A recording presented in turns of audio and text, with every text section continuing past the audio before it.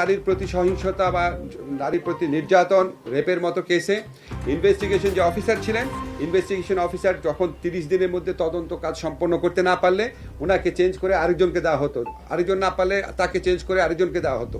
এরকমভাবে অনেকবার তদন্তকারী কর্মকর্তা পরিবর্তিত হতো, মামলার বিচার করতে অনেক দেরি হয়ে যেত। আমরা ইনশাআল্লাহ যেই সংশোধনী আনবো সেখানে আমরা বলবো যে তদন্তকারী অফিসার যাকে নির্দিষ্ট করা হয়েছে তাকেই তদন্ত কাজ সম্পন্ন করতে হবে নির্দিষ্ট সময়ের মধ্যে। তদন্তকারী অফিসার পরিবর্তন করা যাবে না।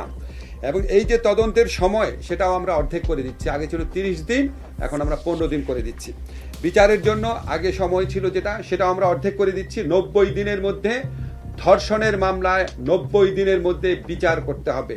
ধর্ষণের মামলা 15 দিনের মধ্যে তদন্ত কাজ শেষ করতে হবে। এবং ধর্ষণের মামলা যদি 90 দিনের মধ্যে বিচার সম্পন্ন নাও হয়, এই অজুহাতে কাউকে জামিন দেওয়া যাবে না।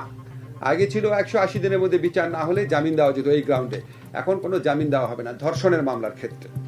এছাড়া আমরা ধর্ষণের মামলার ক্ষেত্রে বিচারের ক্ষেত্রে যদি কোনো রকম গাফলতি থাকে তার ব্যাপারে ডিপার্টমেন্টাল অ্যাকশন নেওয়ার পদক্ষেপ সুনির্দিষ্ট বিধান আমরা আইনে সংযোজন করব। এছাড়া আমরা ধর্ষণের মামলার ক্ষেত্রে একটা সমস্যা হতো যে আপনারা জানেন যে ডিএনএ সার্টিফিকেট লাগতো। তা আমাদের দেশে সমস্ত অঞ্চলে ডিএনএ সার্টিফিকেট নেওয়ার সিস্টেম নাই, সুবিধাটা নাই।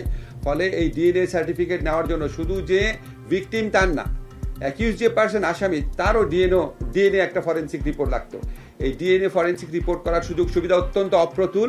এই জন্য ধর্ষণের মামলার বিচার অনেক দেরি হয়ে যেত।